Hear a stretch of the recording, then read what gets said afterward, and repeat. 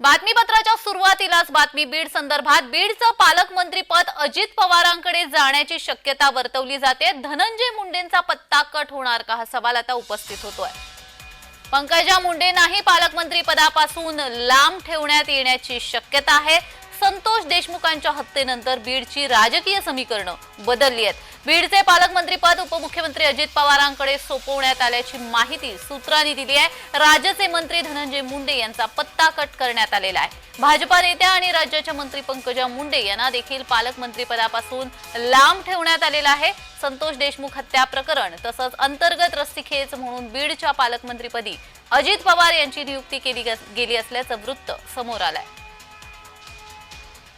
तर या संदर्भात अधिक माहिती देण्यासाठी आमचे प्रतिनिधी उद्धव मोरे आपल्यासोबत जोडले गेलेले आहेत। उद्धव, बीडच्या पालकमंत्री पदासंदर्भात आधीच साशंकता होती आणि आता ते अजित पवारांकडे सोपवण्यात आलं असल्याची सूत्रांची माहिती आहे। या संदर्भात अधिकचा तपशील।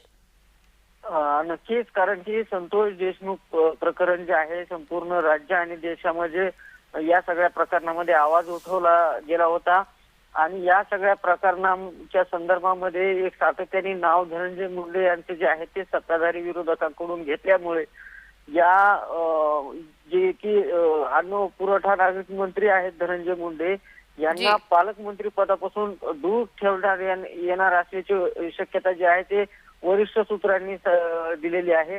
आणि बीडचे नवे पालकमंत्री हे अजित पवार स्वतः घेणार असल्याची माहिती जी आहे ती या सूत्रांनी आपल्याला दिलेली आहे।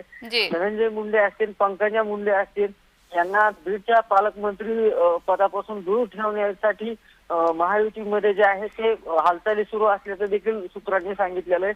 मात्र आपण एकंदरीत संतोष देशमुख हत्या प्रकरणानंतर सातत्याने विरोधकांनी धनंजय मुंडे यांच्यावर निशाणा साधला होता आणि त्यातच हे म्हणून कुठे ना कुठे धनंजय मुंडे यांना आता पालकमंत्री पदापासून दूर ठेवण्याचा जो आहे तो या ठिकाणी महायुतीचा प्रयत्न सुरू झालेला आहे। अगदीच धन्यवाद उद्धव दिलेल्या सविस्तर माहितीसाठी।